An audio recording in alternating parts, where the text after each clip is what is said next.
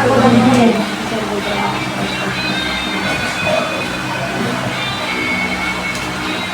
selamat pagi Ibu. Terima kasih atas kesempatan dan waktu dan tempat yang disediakan untuk kami melakukan tugas mini saat kami, yaitu mata kuliah kepemimpinan. Dan sebelum mulai, kami ingin memperkenalkan diri kami satu persatu, dan sebaliknya ingin memperkenalkan diri Ibu secara bergiliran. Kami memperkenalkan diri. Perkenalkan, nama saya Nisa Pribadi Syahra, dan misalnya nama saya Pribadi Mbak Putri, dan saya Masyarakat Pribadi Syahra. Nama saya Tiara Lisa Islamina. Nama saya Yeski Langgakan. Saya nonton juga. Anggota. Saya. Kenapa nama saya Adina Sarasya. Saya di sini sebagai kepala sekolah dan saya sudah menjabat selama tidak lama. Dan sebelumnya saya mengajar di matematika pada tahun 2009 sampai sekarang. Sebelum masuk ke pembahasan utama, bolehkah kami mengetahui sedikit mengenai latar belakang pendidikan dan sejarah yang menjadi kepala sekolah di sini? Latar belakang pendidikan Hingga perjalanan hidup menjadi kepala Oh, sekolah. saya yang ketiga Sedikit saja. sedikit aja. Tapi dari mana dua ini? Dari mahasiswa. Dari Ya. Saya lulusan UNSUL, lulusan pendidikan matematika. Sebelum selesai kampus kuliah, saya juga sudah mengajar SD. Setelah itu saya mengajar di utama dan sini kalau salah saya sini. Setelah itu saya mengajar di SD Bukti, di SD Prayatna, SMP Prayatna, dan terakhir di sini dari tahun 2010. Tapi sebelumnya saya bendahara sekolah.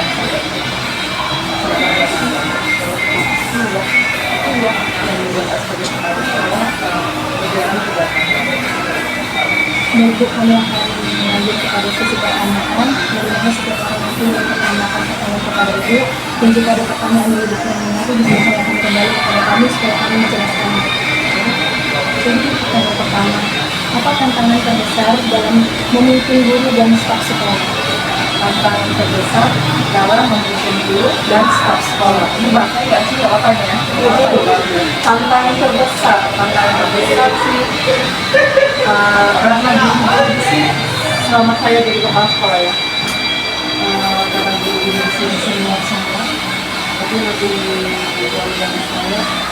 Menurut saya sih mungkin karena saya lebih muda, ada sisi sedikit diharapkan dan ada sisi diharapkan yang harus dilihat jauh profesional sebagai guru tidak dilihat itu terus ya sudah kita jalan selama 2 kali malah berjalan dengan lanjutnya tanpa ada harus dilakukan kembali jadi kita itu sih guru ada semua mungkin kalau saya lebih muda ya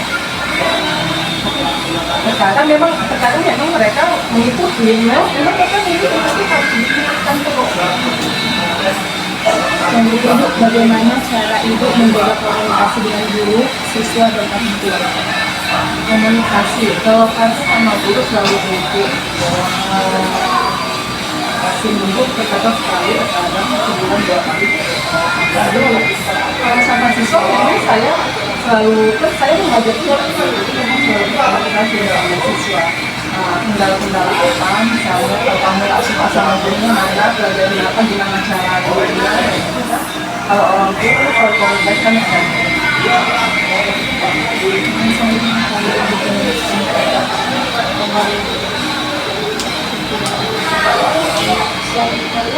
Apa strategi Ibu dalam menciptakan suasana kerja yang harmonis di sekolah? strategi saya dalam menciptakan Suasana kerja yang harmonis. Ya apa ya komunikasi selalu komunikasi harus komunikasi kita dan selalu saya memang sering kasih ke guru memang kadang saya tidak di sini terus gitu. Memang selalu saya jarang sih memang duduk di meja saya ini.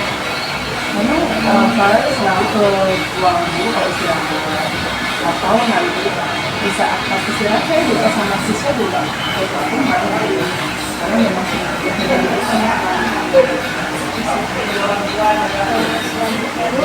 Bagaimana cara Ibu memberikan motivasi kepada guru dan siswa? motivasi kepada guru dan siswa. Kalau guru ya kasih semangat lah kalau guru. Karena kan ibu selalu mengingatkan walaupun honor kita di sini rendah, tapi kan ibu dapat honor dari pemerintah itu kan, yang namanya sertifikasi dan inflasi. Ayo semangat tetap mengajar, tugas ibu ada, ibu dijanji juga sama pemerintah. Jangan korupsi waktu. Selalu semangat. Jadi ayo di dalam kelas jangan selalu kasih anak-anak itu memang metode yang jangan lama aja.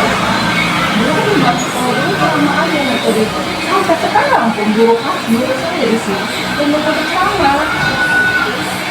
Jadi anak-anak itu merasa ceramah menurut itu jangan dipakai lagi, saya bilang.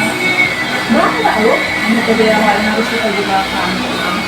Jadi kami selalu pelatihan. Kemarin 3 bulan sekali kami pelatihan itu kan kami menggunakan sumber, tapi hasilnya nihil. Saya nggak ngerti apa memang guru, tapi guru yang senior ya, tapi ada beberapa guru yang memang baru masuk guru baru masih dari kanan itu mengikuti apa mereka orang itu gimana ya, saya nggak mengikuti gitu. Jadi hasil yang kami pelatihan itu nihil. Jadi masih pakai metode selama menulis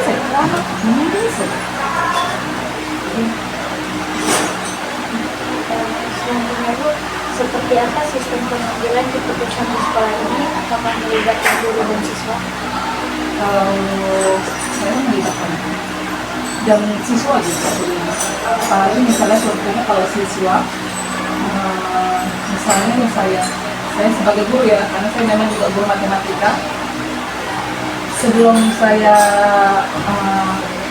mulai dan kami selalu ayo apa sanksi, saya akan menjelaskan kalau kamu nggak ngerjakan PR apa sanksi yang kita buat, ayo kita sosialisasikan. Misalnya saya kasih pilihan, kamu saya suruh lari lapangan, atau saya suruh kamu duduk di bawah, atau saya suruh kompak. Pasti saya sosialisasikan sama anak-anak. Kalau saya, kalau guru lain ada yang enggak sih, tapi saya selalu bilang, ayo bapak ibu kalau mau melakukan sanksi nanti bicarakan dulu sama siswa, jangan sampai mereka nanti itu memang harus dibicarakan, nanti mereka tidak terima yang diberikan sanksi, karena anak-anak sekarang bisa melawan, bisa melawan anak-anak sekarang dan panik dulu. Dan ada juga orang tua yang tidak terima sanksi yang diberikan, misalnya di kompak sampai sebanyak 30 atau juga orang tua yang tidak terima, makanya harus kita bicarakan. Itu selanjutnya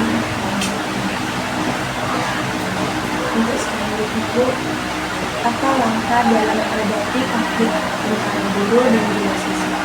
Apa langkah Yang Ibu berikan untuk mengatasi konflik antara guru dan siswa? banyak. Kalau konflik pasti ada di sini, pasti ada. Misalnya saya, contohnya misalnya, ini terjadi di sekolah. Jadi si guru ini lagi menjelaskan, si anak tidak mendengar apa yang dilakukan, sudah dipanggil, sudah dicoba juga namanya juga tidak. Ini juga sampai 3 kali juga emosi mungkin ada yang kembali ke kontrol. Jadi disebut marah dia. Jadi si guru ini mungkin silap terpukul laksana. Terjadi di sini. Terpukul anak ini tidak terima bahasa yang digunakan anak ini, tahulah. Lapor kau ke polisi ya, untuk proses anak. Kalau kita sih badan lapor kau ke polisi. Karena memang di sini deh keluarga berkumpul semua anak-anaknya yang memang orang tuanya nggak ada, orang tuanya bisa. Dari yang kemarin saya ditinggal sama nenek, anak yatim, anak yatim piatu, hampir rata-rata 85% sini semua anak-anak yang seperti itu. Jadi dia mereka memang kurang berikan, kurang kasih sayang. Bahasanya kita atau bahasanya memang bahasa pasaran. Jadi memang nggak ada etiknya, memang nggak ada. Kalau saya akui memang anak di sini etiknya memang nggak ada. Itu menjadi tugas kami sebenarnya. Maka kami sebelum mengajar, kami selalu mengasih motivasi sama mereka, nasihat yang memang butuh untuk mereka, gitu. Karena mereka memang kurang nasihat dari keluarga mereka pun juga nggak tahu di mana. Jadi memang setiap jadi contoh yang tadi dipukullah dia, tak terima dia, pulang ke polisi ya. Jadi si guru pun emosi, si anak mau lari, jadi sempatnya saya nggak sempat lari sih, saya memang saya stop gitu. Maksudnya jangan sampai ke orang tua, karena pun gimana pun tetap salah guru, karena mereka sudah mengkritik gitu. Jadi selalu sebelum ke orang tua, jadi saya di sini saya menginginkan. Jadi akhirnya dengan sebelum ke orang tua, kalau memang tidak bisa lagi diselesaikan, baru orang tua. Untuk selanjutnya itu, bagaimana ibu menerangkan nilai kepemimpinan untuk siswa? Bagaimana saya menerangkan Nilai kepemimpinan untuk siswa? Menjadi apa ya? Nilai kepemimpinan itu artinya seperti Ini loh Bu, dari setiap siswa di sini pasti ada yang bagus sebagai pemimpin. ketua kelas sebetulnya enggak. Pemimpin yang kayak di masa depan kan orang ini Oh, jadi semua gitu. jadi karyawan, pasti ada yang pemimpin tuh. Bagaimana yang menanamkan bahwa orang ini jangan berpikiran yang seperti yang harus bekerja di bawah, tapi yang bisa menjadi seorang pemimpin tuh. Mengambil keputusan. Iya, itu pastilah selalu kan. Sekarang tugas kalian belajar apa? Untuk apa kalian sekolah? Pasti ada kedatangan rasanya. Kamu ada contoh-contoh, misalnya yang di lampu-lampu merek saya contohkan lampu-lampu merek kenapa? Tidak sekolah, tidak sekolah juga tidak ada biaya. Jadi anak selama orang tua masih sanggup untuk membiayai di sekolah, anak sekolah, rajin belajar supaya kamu jadi orang yang sukses. Atau kamu mau menjadi seperti orang tuamu, misalnya kan banyak sih orang tua yang memang di sini punya banyak. Kan kadang-kadang, makanya ayo kamu jadi kebanggaan orang tua kamu. Seperti itu sih. Untuk yang ketiga, apakah ada program khusus dari sekolah untuk mengembangkan jiwa kepemimpinan untuk siswa? Program khusus. Ibaratnya kayak gini, ibu membuat suatu acara untuk memberikan motivasi untuk siswa, bagaimana seorang pemimpin itu, bagaimana contohnya untuk jadi pemimpin yang baik. Gitu. Belum ada sih. Ini belum ada. Belum ada.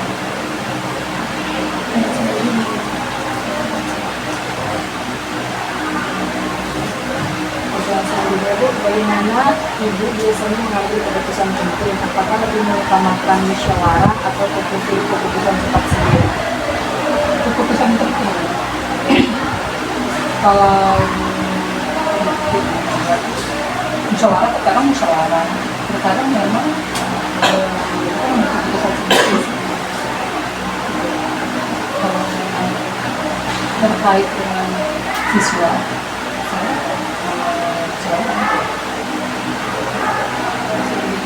Ketika bawahan tidak setuju dengan ibu, apa yang terjadi ketika ibu melakukan sesuatu yang terus ada bawahan ibu yang tidak setuju? sebelumnya memang musyawarah, tapi memang ternyata kalau saya ya terserah aja. Kalau saya memang setelah udah saya bicarakan dan ada beberapa orang yang tidak setuju, dan ada juga yang setuju ya, ada juga yang setuju. Tapi misalnya lebih banyak yang tidak setuju, kami musyawarah lagi. Setelah itu tetap juga misalnya tetap juga tidak saya ambil keputusan sendiri. Jadi hasil dari saya setelah menjadi musyawarah kan kembali tetap juga masih tidak setuju, saya ambil keputusan sendiri. Ya, bagaimana itu memberi arahan kepada ibu? Lebih suka cara ditembakkan ke belakang atau memberi mereka kebebasan berkarya. Saya lebih suka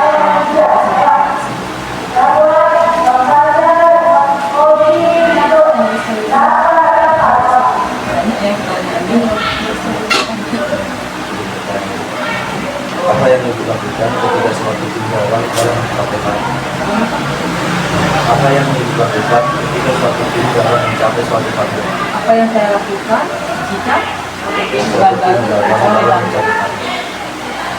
jika satu tim gagal, ya tidak harus marah lah, tidak harus marah, ya tetap kami ini sih, ya tetap diskusi lagi, sampai kedua lagi, nggak ada lagi, nggak harus marah. Bagaimana ibu dapat memastikan bahwa setiap anggota merasa dihargai? Bagaimana saya memastikan setiap anggota merasa dihargai? Gimana ya, Pak? Berarti saya memastikan bahwa mereka dihargai gitu ya? Dengan keputusan hasil rapat gitu. Itu sih terkadang memang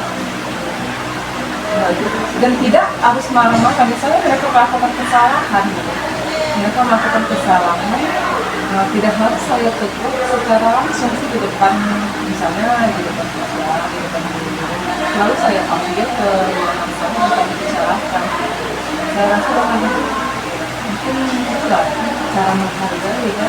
Bukan tidak boleh kita buat malu diri tersebut. Kita marah-marah di depan siswa, kan berarti kan harga diri seorang guru gitu. Apalagi di depan teman-teman atau kawan-kawan, itu tetap saya panggil ke ruangan saya dan kami bicarakan.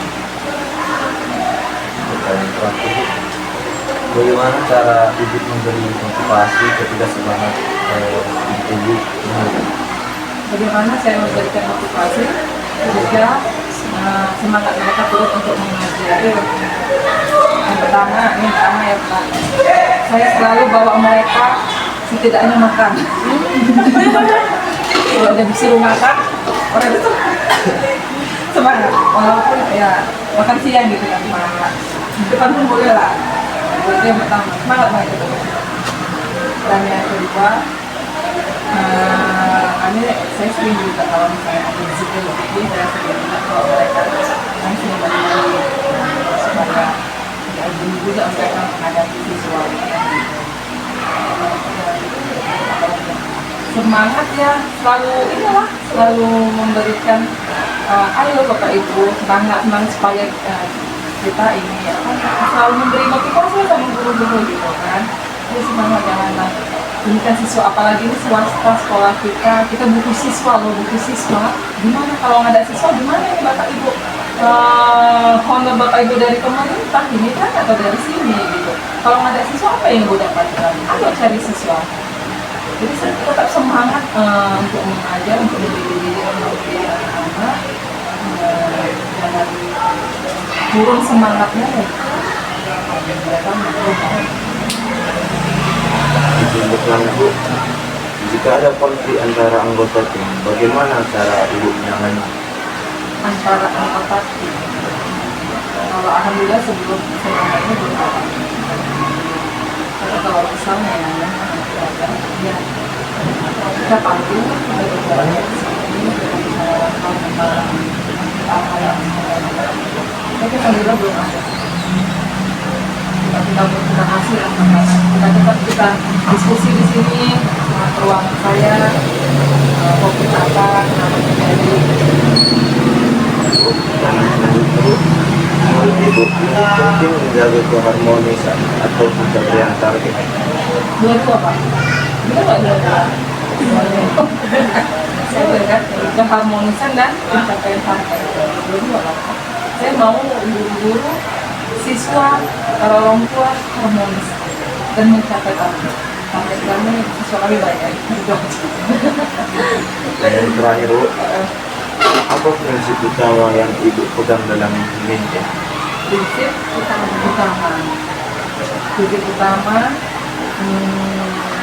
mungkin ya apa ya, bekerja sih apa sih namanya, apa sih, disiplin sih. Itu jadi misalnya saya selalu kita datang ke sini. Jadi misalnya masuk yang 725, saya di sini paling awalnya datang jam 725.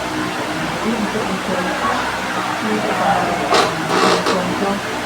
pemotongnya atau ini, jadi jangan sampai guru datang cepat, saya datang. Kita enggak juga, jadi supaya mereka mencontoh dan mereka bisa tersadar diri gitu kan. Tanpa harus dulu harus kita lihatin mereka dan itu berjalan dengan lancar. Disiplin dalam segi hal. Baik, sekian dan terima kasih Bu atas kesempatan yang kita berikan. Bila ada kata-kata masalah, mohon maaf ya. Karena kami juga belajar, karena kami pada itu jauh lebih baik lagi.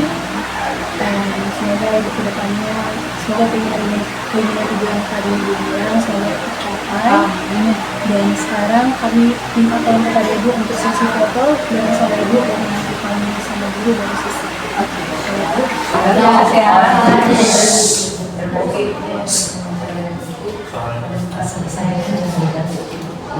Siap, informasi.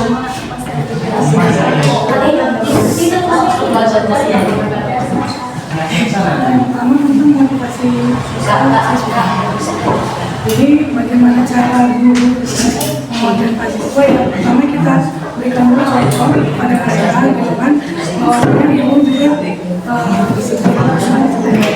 Jadi untuk disiplin kami itu ada tiket ya, kalau tiket itu 75% wajib hadir. Jadi cara mencontohkannya ke diri kami sendiri. Setelah itu baru jelaskan kepada siswanya disiplin itu penting untuk apa? Untuk bekal masa depan ya. Bagaimana cara belajar, bagaimana datang tepat waktu, bagaimana untuk belajar di rumah juga tepat waktu, makannya juga tepat waktu. Karena sekarang sudah ada yang namanya 7 gerakan anak yang termasuk bangun tidur, berolahraga, kemudian tidur dengan cepat, makan beribadah, ya. Jadi cara memotivasi siswa adalah dengan diri gurunya sendiri, kemudian ke siswa itu. Bahwasanya ini penting sebagai apa? Supaya kalian bisa menjadi anak-anak yang sukses. Terus apakah guru dilibatkan dalam proses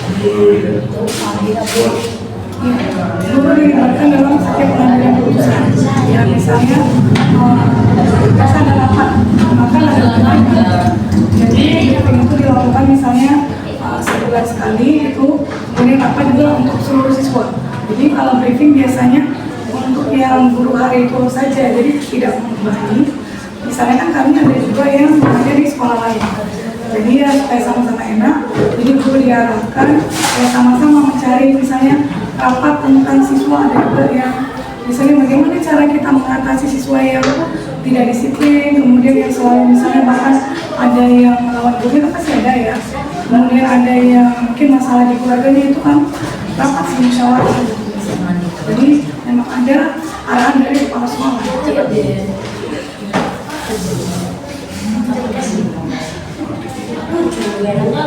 bagaimana cara ibu menjadi teladan dalam kepemimpinan?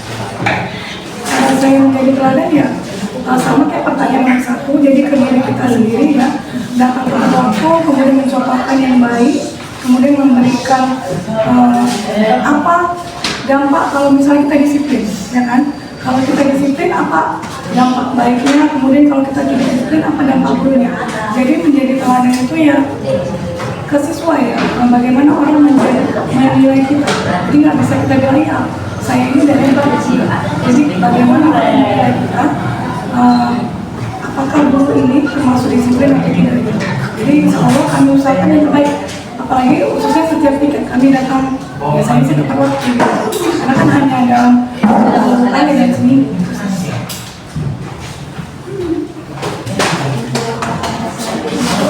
Apa tantangan terbesar ibu dalam memimpin adik-adik ini? Tantangan terbesar karena manusia itu ya berkarakter ya, setiap orang punya karakternya masing-masing, jadi kita harus bisa menempatkan karena dia juga berasal dari keluarganya masing-masing.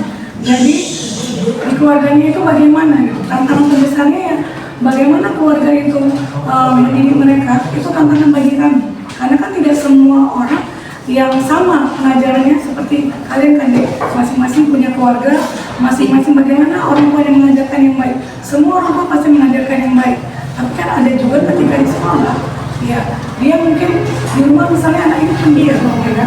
Nah ketika di sekolah dia akan mulai biasanya mencari perhatian, mulai mengganggu temannya itu, ya itulah tantangan terbesarnya ke siswa itu sendiri, gitu. Karena beraneka ragam karakteristik, beraneka ragam dari pola pikir, dari lingkungan, dari kemudian ya dari agama juga ada gitu. Ada agama Nasrani, ada juga agama Islam. Jadi tantangannya ya ke karakter siswa itu sendiri.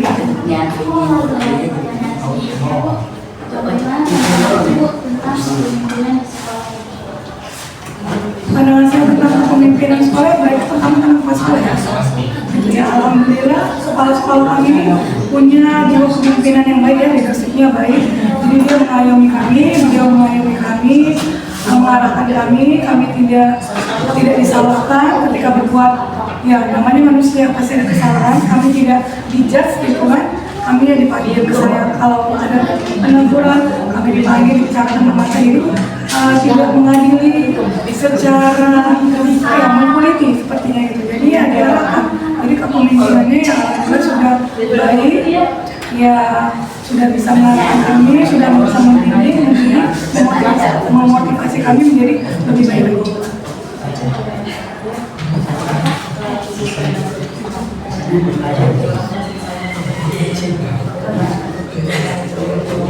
Ya, alhamdulillah ya kami ada diberi kesempatan ya masing-masing. Jadi supaya masing-masing kami ini juga berkembang. Ya, misalnya kalau saya sendiri pribadi ya misalnya acara MPLS ya, itu tentang siswa baru. Jadi ya ada kepanitiaannya, setiap tahun bisa juga berubah. Kemudian misalnya perpisahan juga kadang ya misalnya tahun semalam misalnya saya gitu, tahun ini mungkin akan berbeda karena masing-masing diberi amanah. Ya kemudian untuk kegiatan dengan orang tua murid itu juga ada. Jadi masing-masing guru punya ya kesempatan masing-masing ya kalau sudah guru yang A kemudian yang B sampai semuanya punya kesempatan.